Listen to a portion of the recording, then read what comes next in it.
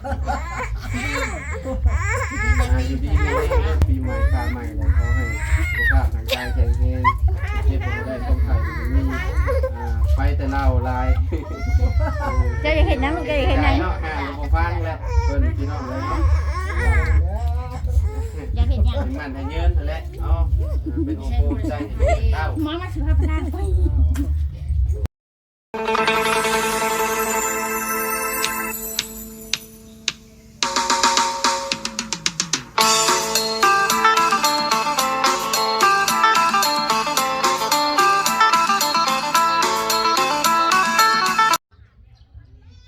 กราบสบายดีสวัสดีพ่อแม่พี่น้อง FC เบิร์ดสุขุสุคนเด้อพี่น้องเด้อเนาะบอสิอยู่ในและก็ต่างประเทศเด้อพี่น้องกันยินดีต้อนรับเข้าสู่ช่องบ่าวลาวสตูดิโอเด้อพี่น้องเด้อเนาะเอามื้อนี้พี่น้องเฮาก็อยู่ที่บ้านไผ่เมืองจำพรแขวงสวรรณเขตเด้อพี่น้องมื้อนี้ก็พาน้องพลอยใสเพิ่นมารดน้ำดำหัวปูกับย่าพี่น้องเอ้ยเนาะปีที่2ที่ว่าคนน้อยเพิ่นมาปีนี้ฮู้จักความหลายขึ้นพี่น้องเอ้ยเนาะก็รอเบิ่งรอชมนำกันพี่น้องเอ้ยเนาะบรรยากาศรดน้ำให้ถ้าพ่อกับถ้าแม่พี่น้องเอ้ยเนาะเนื่องในโอกาสวันสงกรานต์พี่น้องเนาะแต่ละคนไปเที่ยวทางใดเด้ FC เนาะคอมเมนต์มาเด้อพี่น้องเด้อเนาะอยู่ทางนี้อากาศค่อนข้างสิหนาวพี่น้องเอ้ยเนาะคือฝนสิตกเลยพี่น้องสงสัยฝนสิตกแน่นอนเพราะว่าเมื่อวานนี่ลมพี่น้องเมื่อนี้ครึ้มโอ้ยพี่น้องเอ้ยเนาะลิ้นสงกรานต์มันก็ม่วนแล้วบัดนี้พี่น้องมันหนาวๆจังได๋บุเนาะโอเคพี่น้องเนาะเดี๋ยวรอเบิ่งรอชมนำกันโดยพี่น้องเอ้ยเนาะตอนนี้ก็ได้เวลาแล้วพี่น้องเอ้ยเนาะลูกหลานกลับมาเต็มแล้วเนาะสบายดีปะลุงเนาะแม่ลูกสุจ้าไว้สุจ้าลิ้นม่วนบ่ม่วนบ่ม่วนบ่จะลิ้นนี่ม่วนบ่โว้ยโอ้ว้าวม่วนไปปลิ้นพี่น้องเอ้ยเนาะนี่ทางเอื้อยก็ได้เนาะ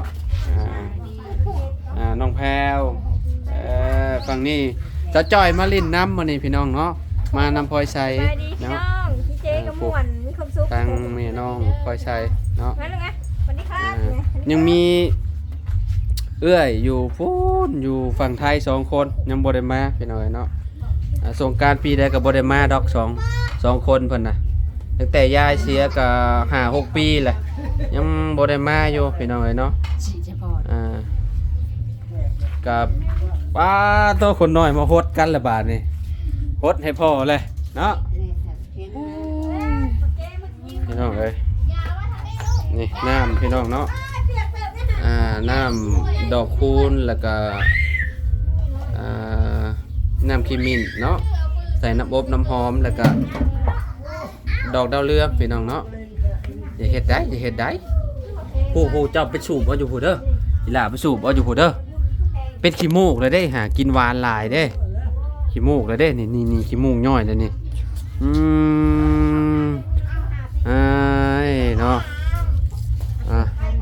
น้องแพงไปใช้แหละ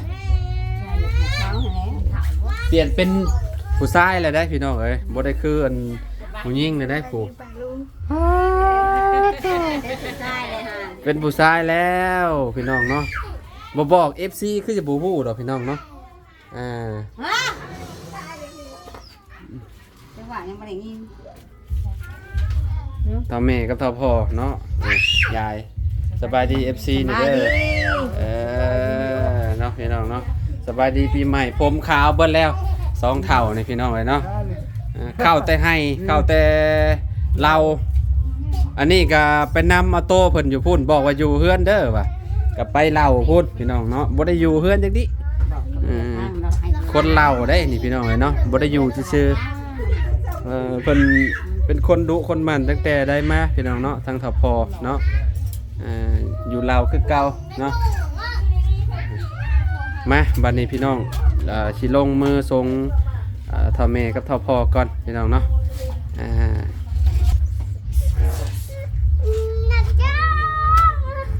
อยากล่างตีนอยากเห็นยัง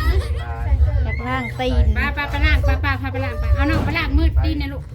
ได้ที่ปากได้ลูก ไปให้ไปนกไอ้แพงไป ไปไม่ไปเรื่อยค่ะแล้วอย่าพาไปล้างเลย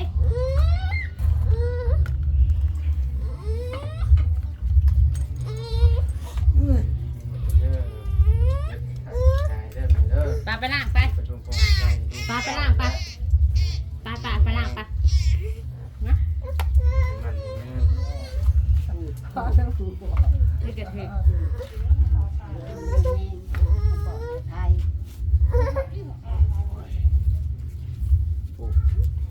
เรานี่ก็ได้ ตีนไหน อยู่ดีปีใหม่ฟ้าใหม่เลยเขาให้สุขภาพร่างกายแข็งแรงเจ็บบ่ได้ต้องไข่มีไปแต่เล่าลาย เจ้าอยากเห็นยังลูกเจ้าอยากเห็นยัง เนาะหลวงพ่อฟังแหละเพิ่นพี่น้องเลยเนาะ อยากเห็นยัง เป็นมันให้เยินนั่นแหละเนาะเป็นโอ้โหใจเต้า หมอมาถือพาไปล้างไป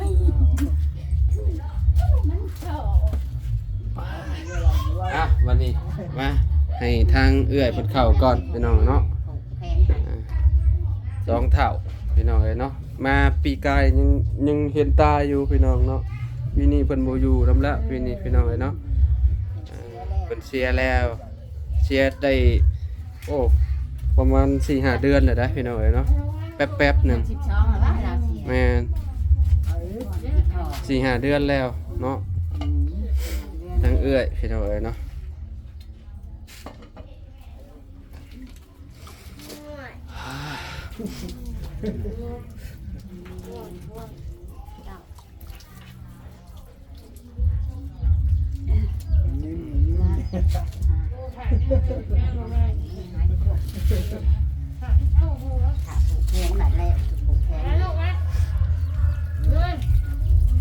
ก็เนี่ยมาเบิดทุกคนนี่พี่น้องเอ้ยเนาะหลายอยู่ในเฮือนนี่เนาะเอื้อยก็เพิ่นก็มีลูกอยู่คนหนึงเอื้อยกบก็มีลูกอยู่คนหนึง2 คนอยู่พุ่นเนาะไปใส่ผ้ายางมดก็ลูก นางจาผู้ที่ว่าทิศเฮาหั่นแหละพี่น้องเนาะปีกายในวันที่13ปีในวันที่14พี่น้องเนาะก็สิลื่นกันมื้อนึง ถ้ากาผ่าลงนี่เป็นบ่ ยังบ่อารมณ์ค่ะเพิ่นว่า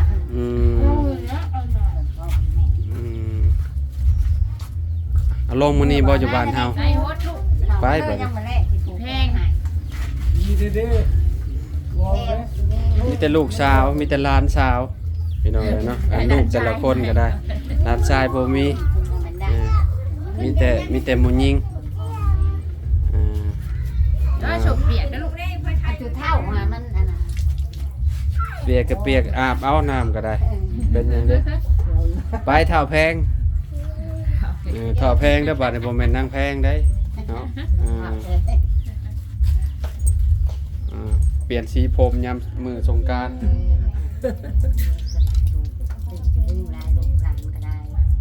อย่าบอกงานลายไหม สบายแน่บอกพันธุ์ โอ้คนน้อยก็ได้ยาโอ้ห่าเด้ฮะ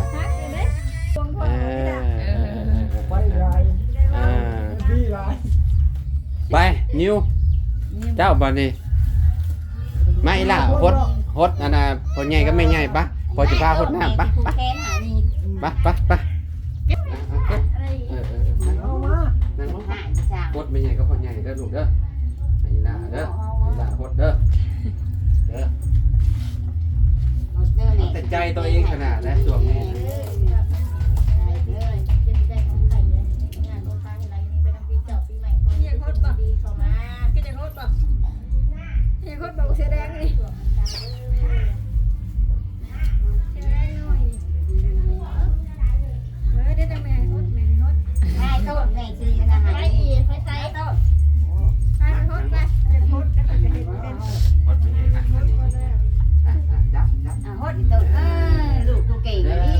อยู่ดีมีแห้งเด้อจะเด้อเป็นโอ้โหให้ลูกหลานเด้อจะเด้อ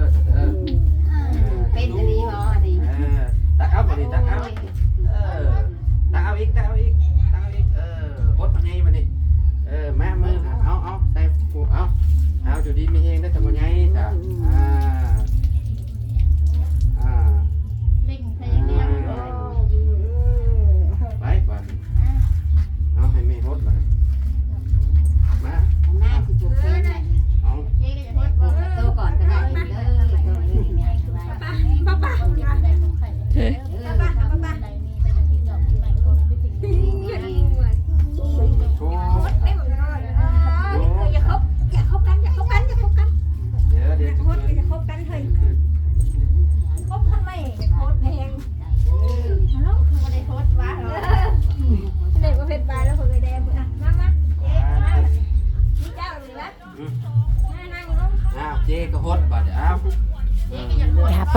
ขอบ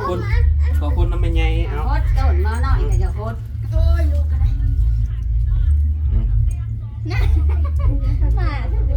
เอาพี่เจเมื่อนี่พี่เจมาฮอดบ้านไผ่ไปได้พี่เจก็ได้อืม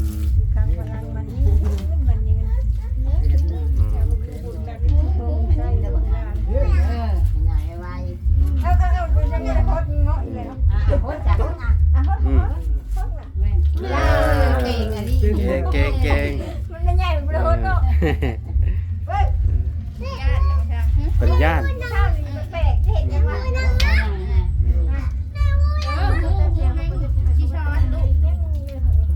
อืม น้าห้ามคือผูกแขนค่ะดีมากบอกห้ามอ่ะ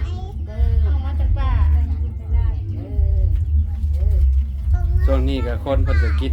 จะแซวได้แล้วให้ทำแม่ผูกแขนนะผูกแขนเจ้าค่ะมาสิ ได้ อุ้ม เล มาย ได้สาธุแล้ว พี่ไอ้ไปอุ้มกันแน่ ไม่ไม่ทำแนวสาธุก็สาธุ ไป นะสาธุว่าสาธุดู อืม ช่วยมันทำได้ช่องเทนช่วยลี อืม ทำช่วยลี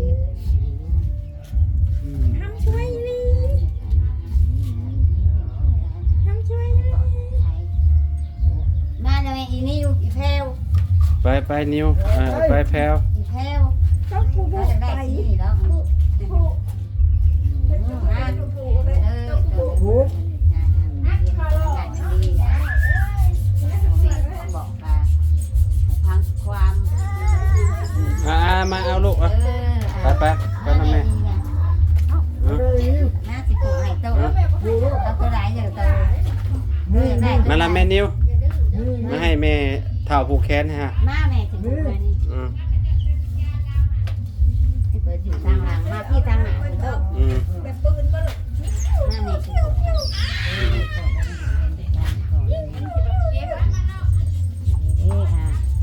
บึงแม่นี่จับจะบอกไปเลย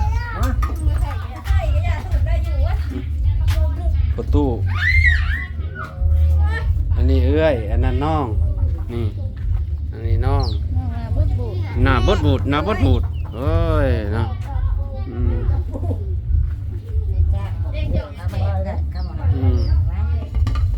เอาเรียบร้อยพี่น้อยเนาะตอนนี้ก็หมัดแขน